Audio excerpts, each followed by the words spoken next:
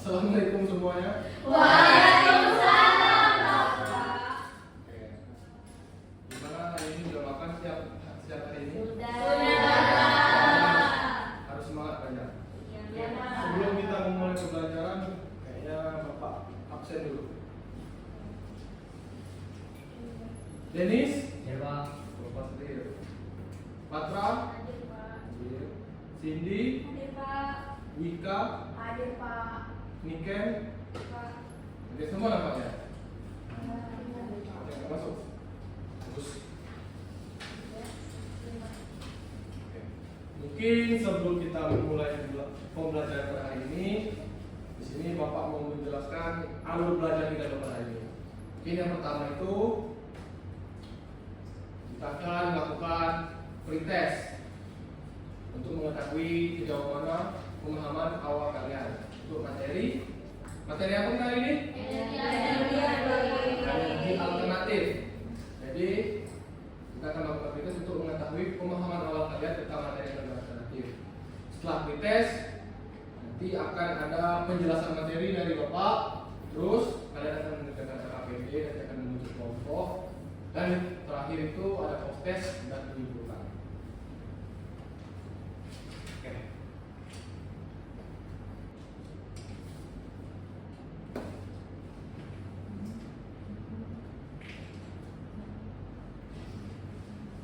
Mungkin sebelumnya kita silakan disiapkan kertas lembarnya. Kita lakukan video dulu.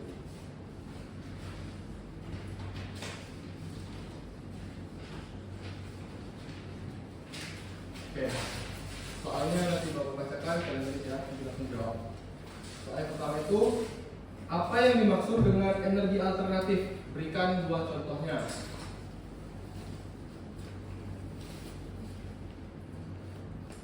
Yang kedua, mengapa manusia perlu mencari alternatif pengganti energi tak terbarukan? Jelaskan alasanmu. Bapak beri waktu 5 menit. Mulai dari sekarang.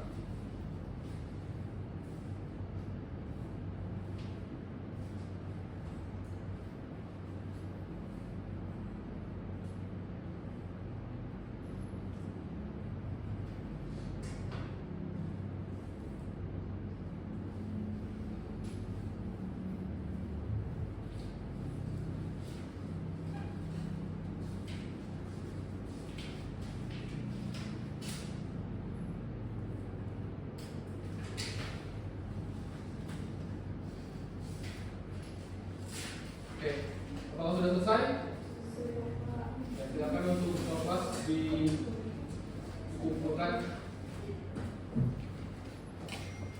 sertifikatnya.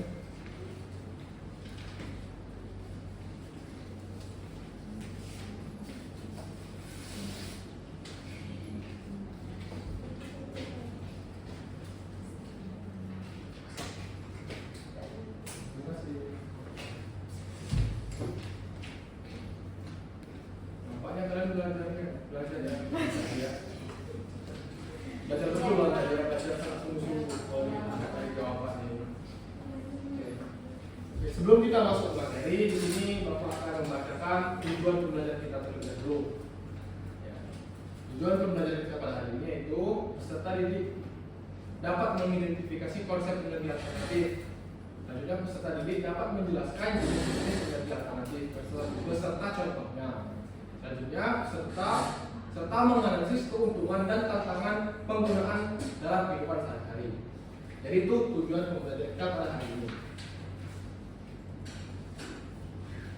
Sebelum kita masuk ke materi, Bapak mau tanya sama kalian.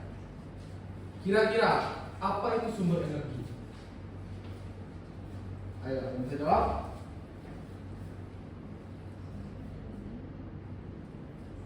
Pak. Ulang. Turun dulu. 1, 2, 3. Oke, coba baca. Sumber energi itu adalah segala sesuatu yang dapat menghasilkan energi baik dalam bentuk langsung maupun secara tidak langsung. Itu menurut Patra. Menurut yang lain ada? Oke, Wika coba. Sumber energi itu biasanya digunakan untuk memenuhi kebutuhan manusia seperti penerangan, pergerakan mesin, pemanasan, dan lainnya, Pak. Oke. Jawabannya itu benar, sumber energi itu adalah segala sesuatu yang dapat menghasilkan energi. Nah, setelah kalian tahu apa itu sumber energi, Bapak mau tanya lagi. Terus energinya dapat dari mana? Maksudnya sumber itu dari mana? Coba Bapak terang. Kalau sumber energi itu ada yang sumber energi konvensional, dan kalau untuk energi alternatif ini sendiri seperti energi surya, angin, air, biomasa, dan panas bumi. Itu yang konvensional. Selain itu yang tahu? Nanti, Pak. Ya. Neti?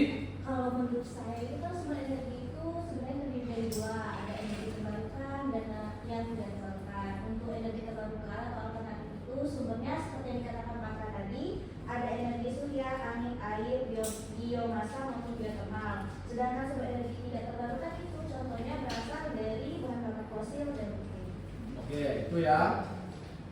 Sumber energi yang dari mana itu ada dua, ada terbarukan dan tak terbarukan.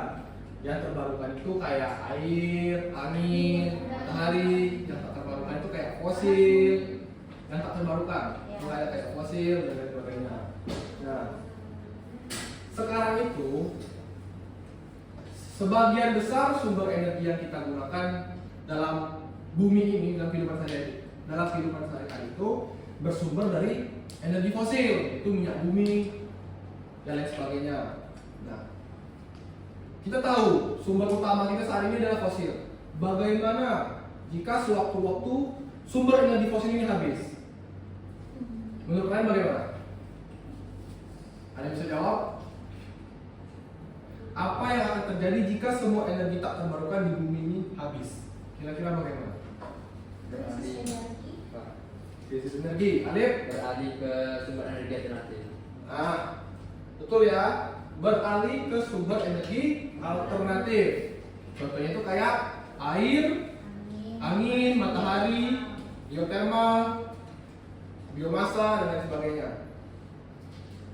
Oke. Kemarin Bapak sudah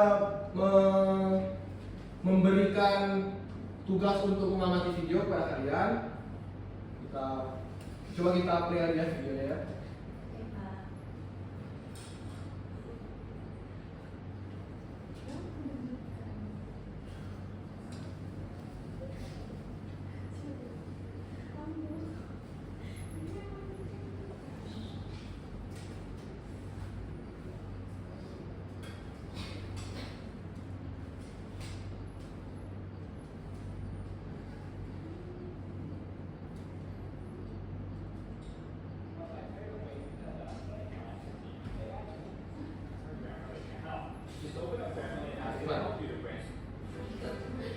Maaf, nggak tanya. Masa jalan-jalan atau nonton film, waktu listrik kendaraan sampai proses manufaktur kita masih tergantung banget sama yang namanya energi fosil.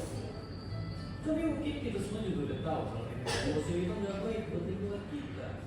Tapi pertanyaannya, kira-kira apa jadinya kalau semua energi fosil ini kita musnahin aja? Apakah kita bisa berhentiin tiba-tiba gitu aja?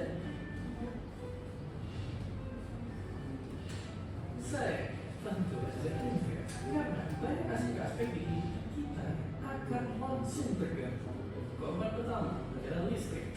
Ya, dari TV, komputer, bahkan sampai sinyal HP kita mati. Karena lebih dari 80% listrik di dunia itu ternyata dihasilkan dari bahan bakar fosil.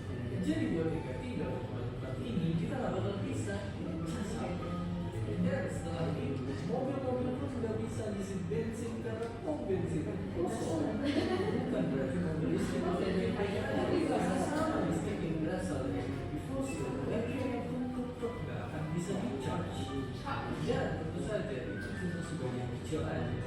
Masih banyak banget efek domino yang bisa kejadian kalau kita secara tiba-tiba berhenti pakai bahan bakar fosil. Oke, ternyata masalah ini nggak kayak Instagram mantan yang kalau kita unfollow kayaknya masalah langsung kelar. Tapi akankah alam bakal kembali ke posisi semula sebelum ada revolusi industri? Jawaban simpelnya enggak juga, karena temperatur bumi bakal tetap naik terus. Itu menjadi air laut tidak terlalu panas. Ibaratnya ini adalah kayak air mendidih. yang bakal terus manasin udara di sekitarnya walaupun kompornya udah dimatikan. Dan sekarang fakta mewujudkannya bumi udah lebih panas hampir 1 derajat semenjak revolusi industri. Ya, walaupun gak kelihatan banyak, coba bayangin tubuh kita. Kalau suhu tubuh kalian naik 1 derajat aja, kita udah demam. Naik 2 derajat, kita udah masuk rumah sakit. Apalagi kalau makin panas. Selain itu pun, kalau kita berhenti, karbon yang kita lepaskan atmosfer bakal tetap nyemari lingkungan. Bahkan sebuah penelitian juga bilang kalau pencemaran kita bakal bertahan lebih dari 100.000 tahun. Sungguh sangat menyeramkan. Walaupun begitu, bukan berarti kita malah putus asa. Kalau kita diemin aja, keadaan di bumi bakal jauh. Makanya di negara-negara tadi, kita perlu ubah energi fosil kita ke energi terbarukan. Gak cuma mengurangi emisi karbon, pindah ke energi terbarukan juga bisa ningkatin kesehatan. Maka mengerikannya, sebuah penelitian bahkan bilang kalau di tahun 2018 ada lebih dari 8 juta orang meninggal karena polusi pembakaran energi fosil. Atau ngerinya, itu hampir setara sama populasi Jakarta. Sungguh ngerikan. Oke, jadi nanti emisi pun memang bisa jadi angka awal. Yang pastinya setelah itu kita juga harus aktif. Oke, setelah kalian menyimak video yang telah ditampilkan, kira-kira apa isi dari video tersebut? Pesannya, ya, Neti, apa? Kalau menurut pendapat saya dari video itu, kita mulai dari sekarang itu harus mengurangi pemakaian energi fosil. Bukan berarti harus serta-merta tidak memakai energi fosil lagi. Tapi kalau kita langsung mematikan energi fosil itu, kita bisa mati juga gitu. Karena yang pertama kan kita masih banyak menggunakan listrik gitu kan. Ya. Lalu adapun kalau kita sering memakai energi fosil itu, kita dapat memunculkan pencemaran lingkungan, lalu ada polusi pembakaran yang bisa mengakibatkan korban jiwa. Oke, itu menurut Neti. Menurut yang lain ada? Kira-kira apa isi video tersebut? Oke, nggak ada? Kurang lebih sama ya. Jadi intinya itu memang betul. Sumber energi utama kita sekarang itu adalah energi fosil. Tetapi yang kita tahu energi fosil itu banyak dampak buruknya, mulai dari pencemaran lingkungan, polusi dan lain sebagainya. Jadi diperlukanlah yang namanya transisi energi. Jadi dari pertanyaan tadi ada lagi pertanyaannya. Terus kalau diperlukannya transisi energi, bagaimana cara melakukan transisi energi tersebut? Kira-kira bagaimana? Yang tahu? Ini tangan. Jangan bisik-bisik. Tadi kan pertanyaan awal tadi kan kita tahu sumber energi utama kita saat ini adalah energi fosil. Tapi banyak dampak buruknya, yaitu polusi, pencemaran lingkungan. Jadi diperlukanlah yang namanya transisi energi. Jadi pertanyaannya, bagaimana cara melakukan transisi energi tersebut? Oke, Patra, coba. Kalau menurut saya itu untuk transisi energi itu merupakan sebuah proses perubahan dari sumber energi konvensional ke energi alternatif. Adapun beberapa cara untuk melakukan transisi energi seperti meningkatkan efisiensi energi, kemudian menggunakan sumber energi terbarukan, mengembangkan teknologi energi bersih, mengubah pola konsumsi energi, mengembangkan infrastruktur yang mendukung, dan yang lain-lain. Oke, yang lain ada jawaban lain? Sama. Yakin sama. Yang agak beda gitu. Cuma Cindy. Jadi kita tuh bisa melakukan transisi energi itu dengan mengembangkan energi terbarukan, misalnya itu membangun pembangkit listrik tenaga surya, angin, air, dan panas bumi. Contoh aja itu misalnya di rumah kita bisa ikut transisi energi dengan menggunakan panel surya, memakai lampu hemat energi, mengurangi pemakaian kendaraan bermotor, dan mendukung produk yang menggunakan energi bersih. Oke. Terus semua ya jawabannya ya. Jadi cara melakukan transisi energi itu memang tidak mudah. Yang pertama itu biaya yang besar. Yang kedua masih perlu waktu untuk melakukan transisi energi. Jadi nggak bisa sebentar, misalnya 2 tahun langsung bisa transisi, nggak bisa. Jadi perlu waktu bertahap. Oke. kita masuk ke materi kita. Energi alternatif. Jadi kita tahu bahan bakar utama di bumi ini adalah bahan bakar minyak atau fosil. Bahan bakar minyak merupakan salah satu energi yang diperoleh dari fosil. Bahan bakar ini akan habis jika digunakan terus menerus atau tidak dapat diperbarui. Meskipun dapat diperbarui, itu memerlukan waktu yang lama. Jadi para ilmuwan berusaha memanfaatkan sumber energi alternatif yang jumlahnya tidak terbatas dan tidak menimbulkan polusi, antara lain seperti matahari, panas bumi, air, dan angin. Nah, energi alternatif sendiri adalah sumber energi pengganti energi tak terbarukan seperti minyak bumi, batu bara, dan gas alam yang umumnya berasal dari alam, dapat diperbarui serta lebih ramah lingkungan. Nah, ini ada contoh-contoh energi alternatif. Yang pertama itu energi matahari. Hampir semua energi di bumi berasal dari matahari. Energi radiasi sinar matahari dapat diubah menjadi energi listrik dan energi kalor melalui sel surya atau solar panel. Yang kedua itu ada energi panas bumi. Energi panas bumi menghasilkan uap panas bumi yang mampu memutar generator. Generator akan mengalirkan listrik ke rumah-rumah dan pabrik. Memang energi panas bumi ini adalah energi alternatif, tapi ada tantangannya. Ada yang tahu tantangannya kira-kira apa? Energi panas bumi ini. Kira-kira biayanya mahal. Iya, biayanya mahal. Yang lain ada? Batra. Tantangannya itu biaya operasionalnya tinggi untuk memproduksi energi panas, kemudian juga ketergantungan pada harga energi. Kemudian untuk tantangan pada lingkungannya itu seperti potensi dampak lingkungan yang signifikan seperti perubahan ekosistem dan penggunaan air. Semuanya itu beda ya, tapi lebih spesifik itu energi panas bumi ini nggak di semua tempat bisa. Karena energi panas bumi ini hanya bisa di daerah yang ada jalur panas buminya, yaitu daerah-daerah pegunungan. Nggak di semua tempat bisa. Gitu ya. Terus yang kedua, energi air. Energi air yang deras merupakan sumber energi gerak yang dapat menghasilkan energi listrik pada pembangunan. Arus yang deras dimanfaatkan untuk menggerakkan generator agar menghasilkan energi listrik. Jadi energi air ini dia memanfaatkan derasnya arus air yang menggerakkan generator. Jadi derasnya arus air diubah menjadi energi gerak dan energi geraknya diubah menjadi energi listrik. Selanjutnya itu ada energi angin. Energi angin adalah sumber energi alternatif yang murah dan tidak mengakibatkan polusi. Angin dimanfaatkan untuk memutar baling-baling pada kincir angin agar menghasilkan energi listrik. Jadi energi angin ini konsepnya hampir sama seperti energi air, yang kalau energi air menggunakan atau memanfaatkan arus air yang deras, kalau energi angin itu memanfaatkan angin yang kuat itu dan untuk memutar generator dan mengubah energi gerak menjadi energi listrik.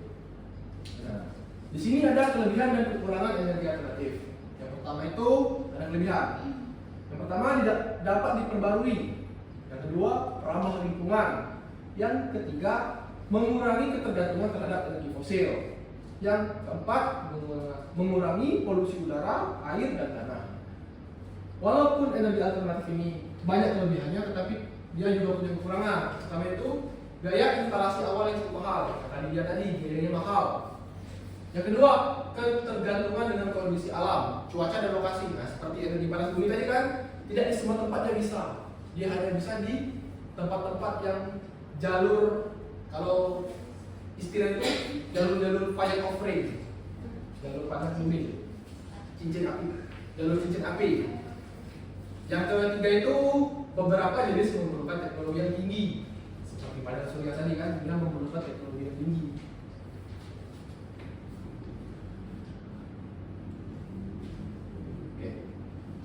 Oke, itu tadi penjelasan materi dari Bapak.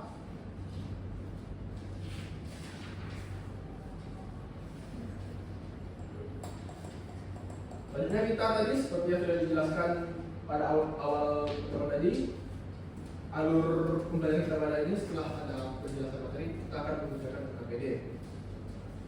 Setelah Bapak lihat nilai-nilainya, di sini Bapak dapat membuat suatu kelompok berdasarkan hasil penilaian kita sekalian ya. Sini kelompok 1 itu ada Niken, Didia, Patra, Wika, sama Neti. Ya, silakan duduk kelompok melingkar.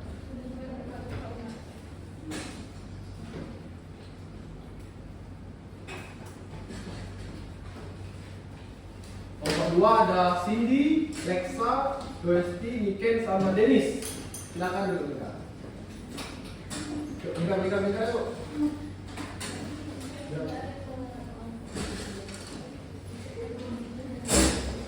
Kursinya jangan diseret, diangkat.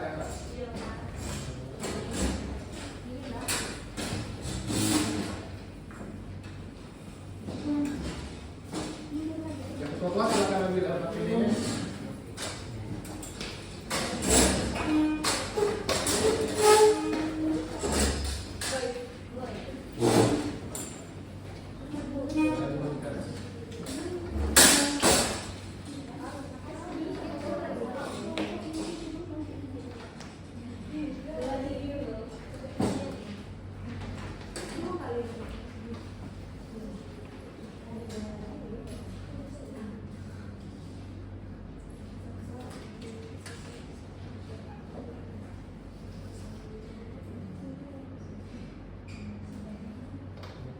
Oke, sebelum mengerjakan di sini Bapak akan kasih tahu untuk kerjanya. Pertama itu kalian baca materi energi alternatif yang tersedia di AKPD kan, di situ ada materi yang disediakan. Kalian baca dulu, terus kalian diskusikan bersama kelompok kalian untuk menjawab soal dan cara menyelesaikan tugasnya. Selanjutnya itu tuliskan hasil diskusi kalian di lembar AKPD. Terus satu lagi, kerjakan dengan jujur dan tulus. Dan Bapak beri waktu 5 menit untuk kerjakannya ya.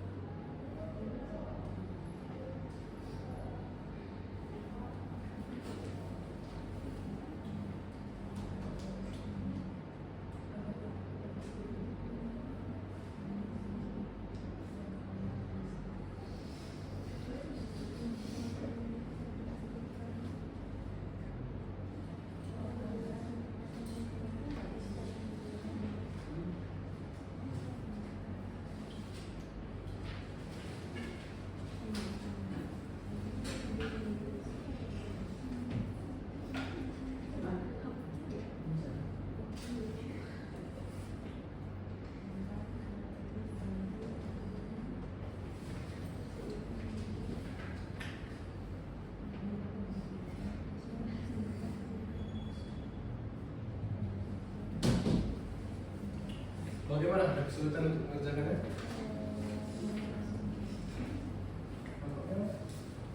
Kesulitan?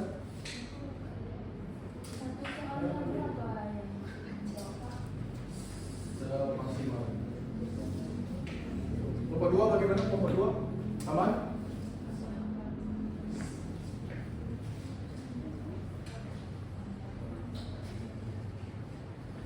Ya, waktunya tinggal sedikit lagi.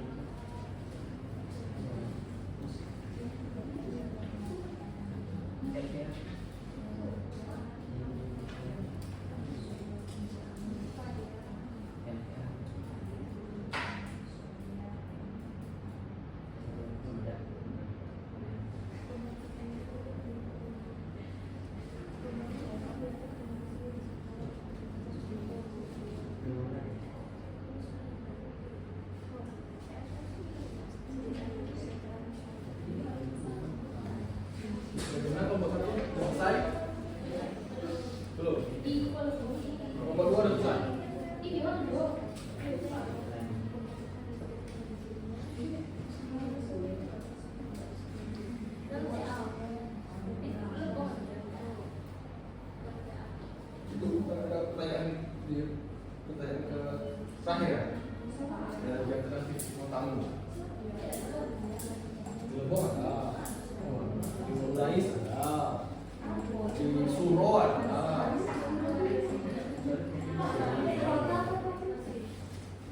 Di kabupaten di pokoknya di kabupaten. Ya, Sesuai dengan kalian. Untuk kalian tinggal di Lombok. sudah selesai. Udah. Nomor 2 selesai. Sudah. Oke, silakan dikumpulkan. Dikumpulkan. Maaf, sorry. Omong mana yang akan di depan ini? Nomor 1. Nomor 1. Ya. Oke, nomor 1 silakan maju.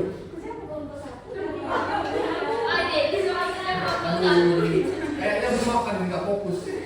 Ngomong sendiri udah nggak tahu. Maju semua.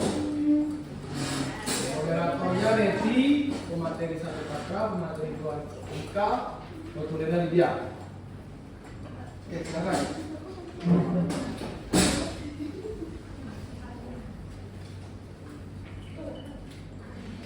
Baik teman-teman, kami akan mempresentasikan hasil diskusi kelompok kami di mana yang pertama akan dijelaskan oleh Pakar.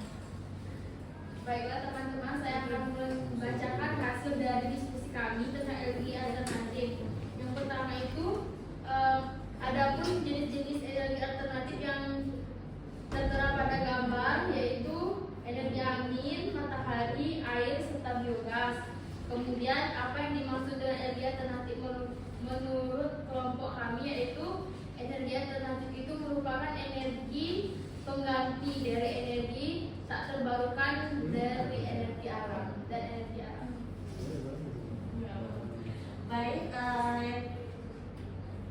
Baik, itulah diskusi kami. Mohon maaf jika ada kekurangan. Wassalamualaikum warahmatullahi wabarakatuh. Waalaikumsalam. Sambil tepuk tangan untuk nomor 1.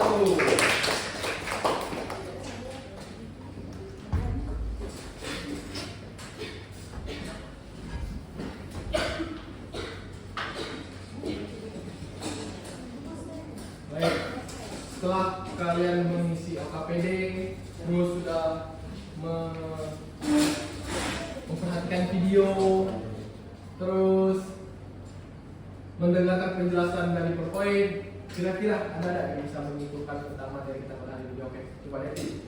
Baik, hari ini kita sudah mempelajari mengenai energi alternatif, di mana energi alternatif itu sendiri merupakan energi pengganti dari energi sumber tak terbarukan yang berasal dari alam yang bisa diperbarui. Contoh-contohnya itu ada energi matahari, energi angin, geothermal dan lain sebagainya. Mengapa kita harus memulai untuk beralih ke energi alternatif, karena energi tak terbarukan itu atau energi dari fosil itu dapat mencemari lingkungan, dapat mengakibatkan polusi dan membuat bumi itu semakin panas. Adapun kelebihan energi alternatif itu dapat diperbarui ramah lingkungan dan mengurangi ketergantungan terhadap energi fosil. Namun kekurangan itu biaya instalasinya yang cukup mahal, tergantung kondisi alam dan beberapa jenis memerlukan teknologi yang tinggi. Jadi ada yang kesimpulannya lain? Coba siapa? Mika, coba Mika. Oke Pak, mungkin sedikit menambahi dari kesimpulan tadi. Ada jenis-jenis dari energi alternatif tadi, ada energi dari matahari, angin, air, panas bumi, biomasa, dan biofuel. Mungkin itu saja Pak. Jadi kesimpulan itu ya, betul semua, energi alternatif adalah solusi penting untuk menggantikan energi fosil yang semakin langka dan berbahaya bagi lingkungan. Dengan pemanfaatan energi alternatif, kebutuhan energi manusia dapat terpenuhi secara berkelanjutan tanpa merusak alam. Oke, sudah kita pelajari tentang materi energi alternatif. Selanjutnya kita akan melakukan post-test. Semangat yang berkompeten, semangat. Oke, mungkin Bapak kasih waktu dipelajari lagi, diulas kembali tentang materinya supaya nanti hasil post-testnya maksimal. Kasih waktu 2 menit saja. Karena kan tadi sudah dijelaskan, ini hanya mengulas kembali. Sebelumnya bawa HP semua kan?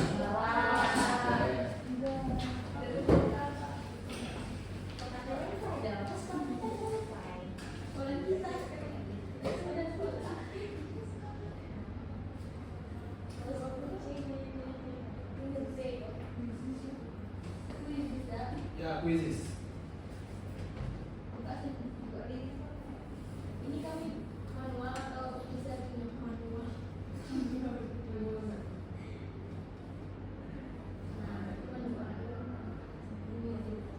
Tuh sekarang itu.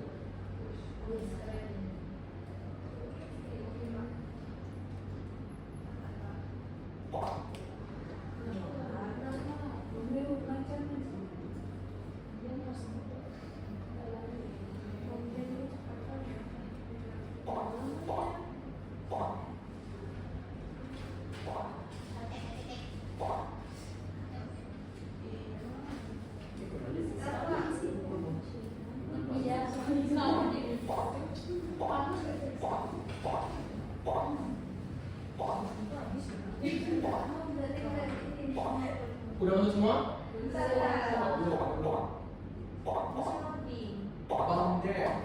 Paul ini apa kau? Paul.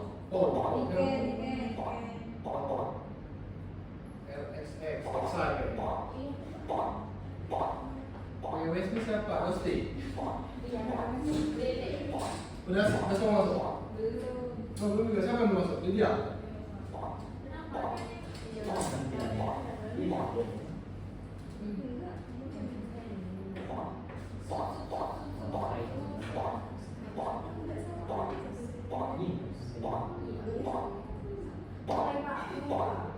Lydia belum masuk juga? Oh, udah. Orang belum pakai P. Berapa orang itu? 9. P tadi. Udah.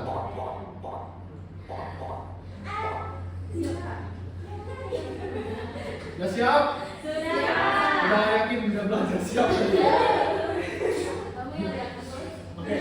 1, 2, 2,5, 3.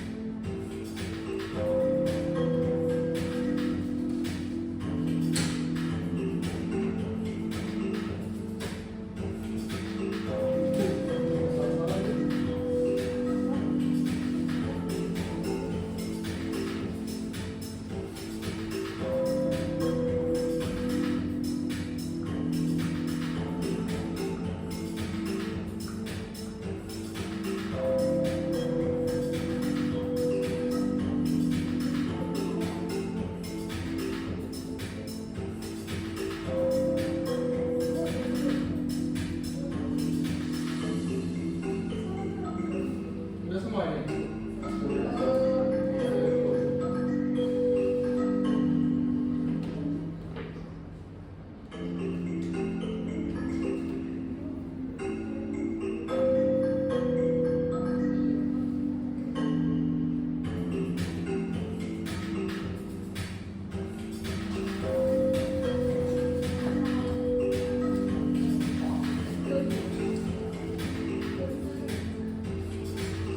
Udah?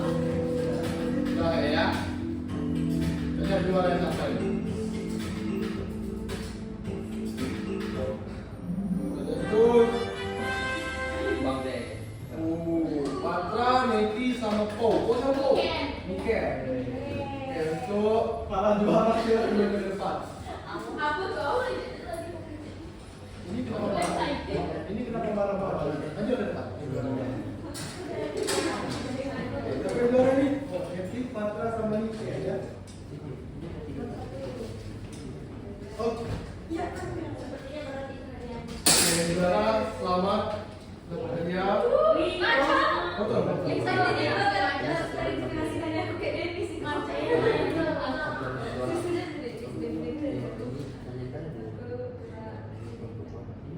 Ini untuk juara 2.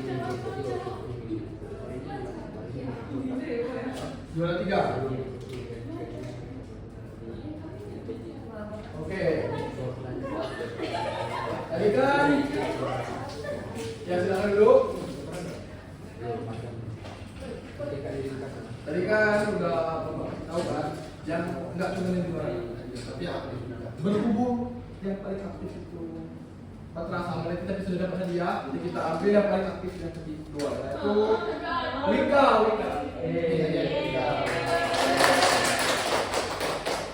Nih,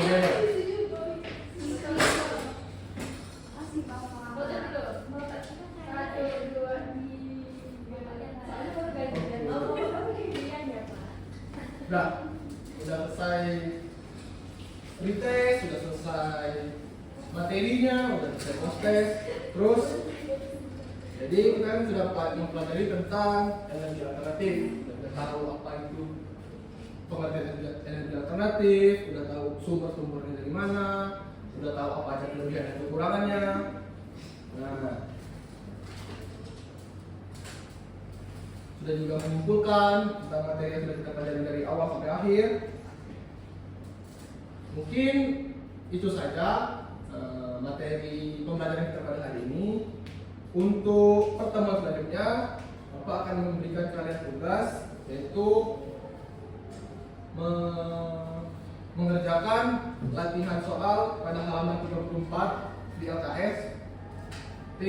Dikumpulkan pada pertemuan selanjutnya. Mungkin itu saja yang dapat Bapak sampaikan. Lebih dan kurangnya mohon maaf. Assalamualaikum warahmatullahi wabarakatuh. Waalaikumsalam warahmatullahi wabarakatuh. Untuk kelas silakan ditutup. Baiklah, karena kita sudah selesai belajar, marilah kita berdoa. Berdoa dimulai.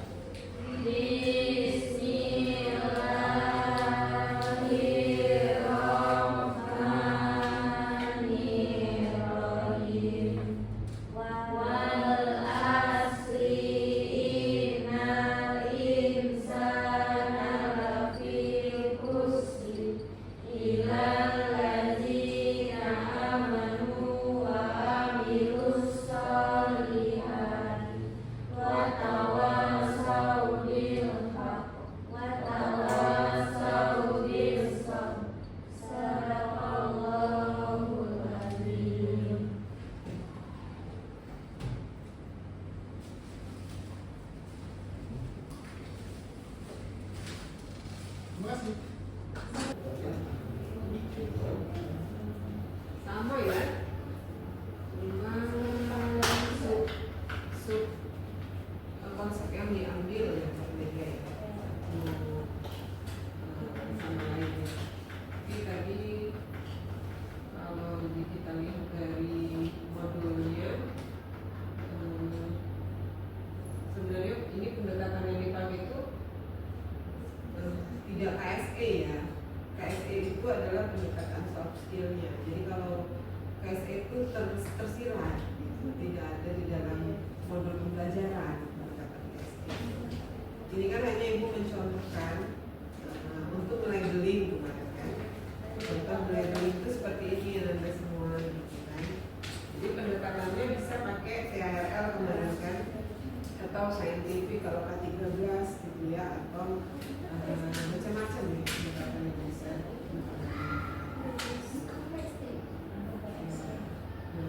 Kalau KSE itu lebih ke arah pendekatan psikologisnya gitu ya, emosional, sosial ya. Boleh, silakan saja mau dipakai itu, tapi biasanya itu bukan untuk meningkatkan kognitifnya, tapi ke afektifnya. Jadi mau dicobain lagi. Oke, itu kemudian fase E yang diambil ya. Benar, ini sudah dicek ini di fase E. Ya, dari CPNF. Oh iya. Nah, kalau untuk pertanyaan pemantik, kalau pertanyaan pertama dan kedua itu belum bisa dikategorikan sebagai pertanyaan pemantik. Kenapa? Karena pertanyaan pemantik itu adalah pertanyaan yang memerlukan Jawabannya iya, jawaban sangat eksplorasi dalam menjawabnya. Nah, yang ini apa yang akan terjadi jika semua energi tidak terbarukan di bumi habis, gitu ya?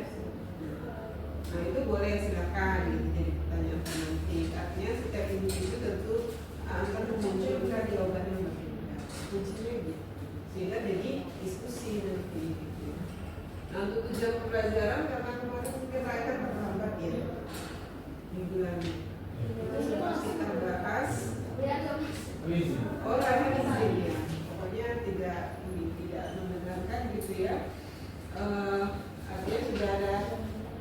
ada audience, behavior, condition, bukti. Kalian sudah paham ya tuh? Auditionnya di sini apa nih? Sadar ini. Oke, behaviornya?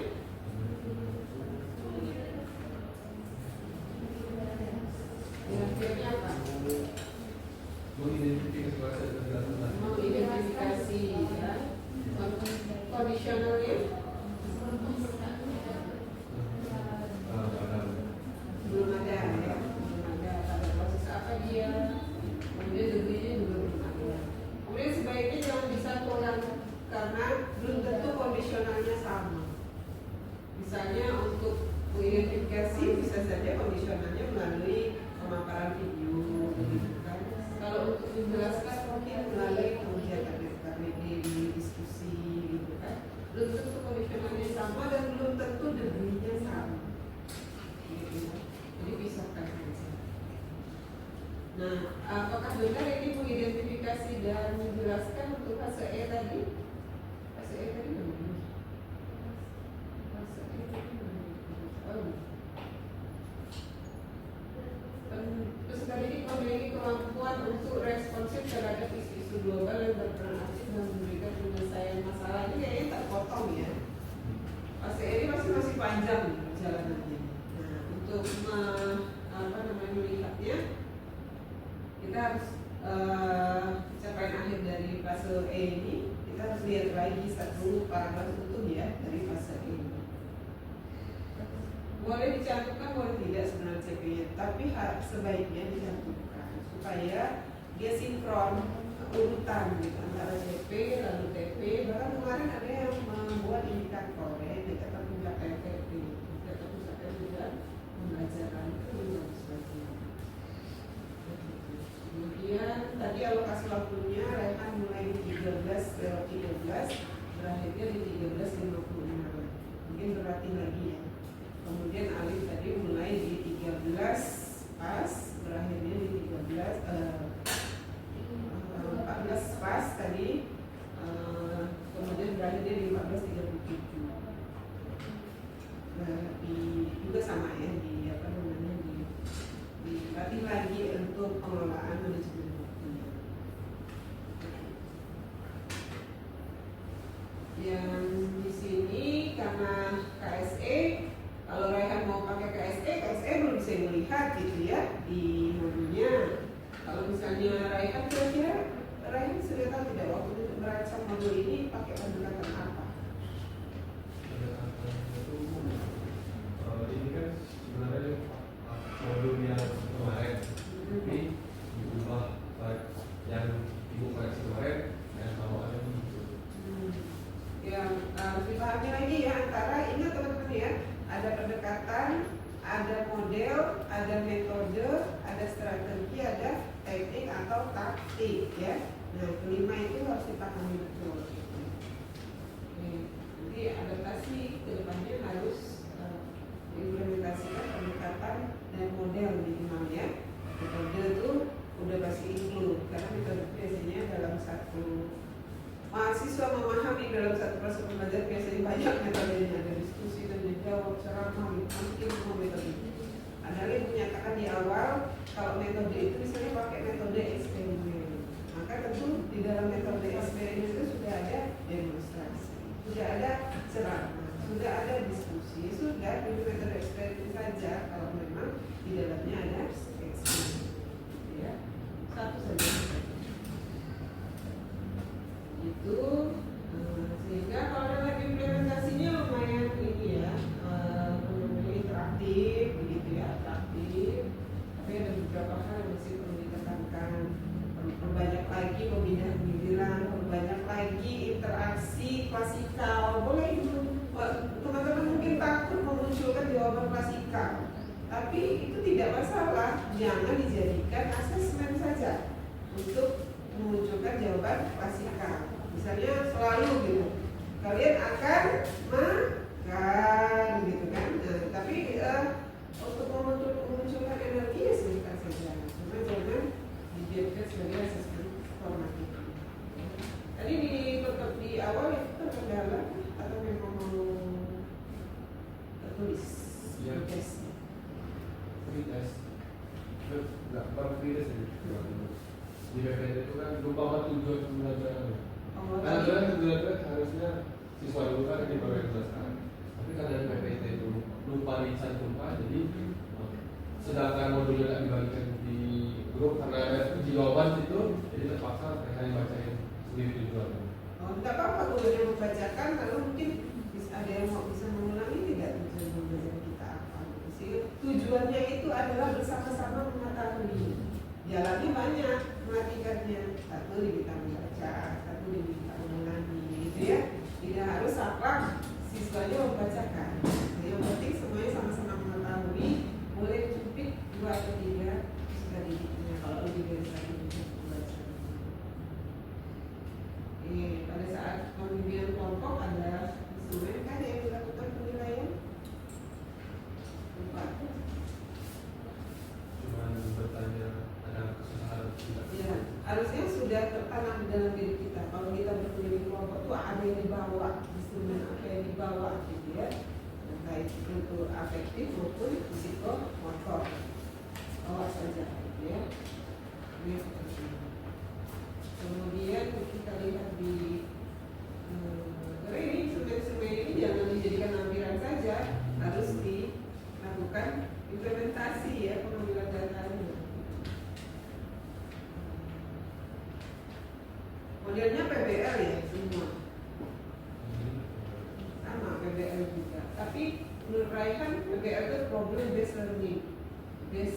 Problemnya mana Raihan di LKPD?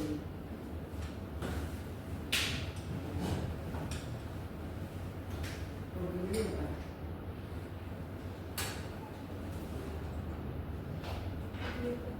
Ini kan dasar teori ya. Kan langsung kegiatan menjawab pertanyaan kan. Problemnya apa? Boleh saja kegiatannya seperti itu, tapi sampaikan dulu problem yang mau diselesaikan dengan menjawab pertanyaan ini.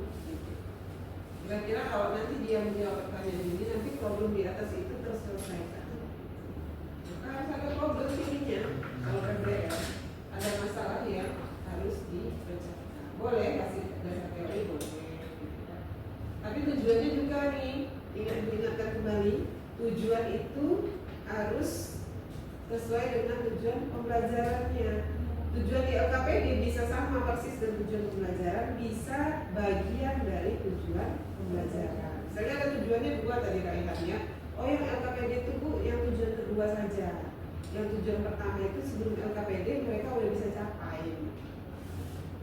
Maka bisa tahu, oh iya kita itu memang tujuannya ke sana, prosesnya lewat sana, nanti akhirnya juga ditanyakan.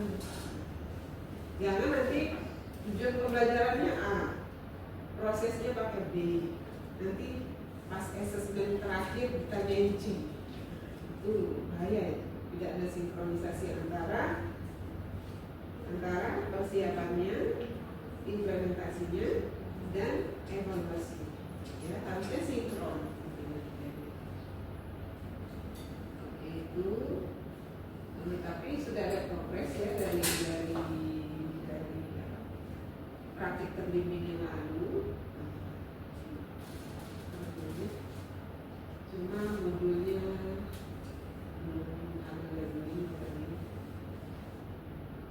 pendekatan metode, kemudian diferensiasinya di mana gitu ya. Gimana tuh proses diferensiasi? Biasanya kan kalau di atas ini kemarin tuh udah ada loh. Ada yang pakai checklist, oh ini pakai diferensiasi untuk proses, ini pakai diferensiasi untuk asesmen. Di checklist kemarin di atas ini gitu. Maka karena ibu ngasih template, kemudian teman-teman mengikuti template itu, hilang tuh yang harusnya kan dimodifikasi gitu. Dimodifikasi aja. Kita butuh apa dari template yang ini kemarin? Oleh belinya saja ya kan, ini contoh oleh beli. Kalau yang bagus yang lainnya itu ya dikombinasikan. Pertanyaan nanti perlu nggak ya? Perlu masukkan. Pemahaman perlu nggak? Kalau di contoh modul yang lain misalnya ada menambahkan diferensiasi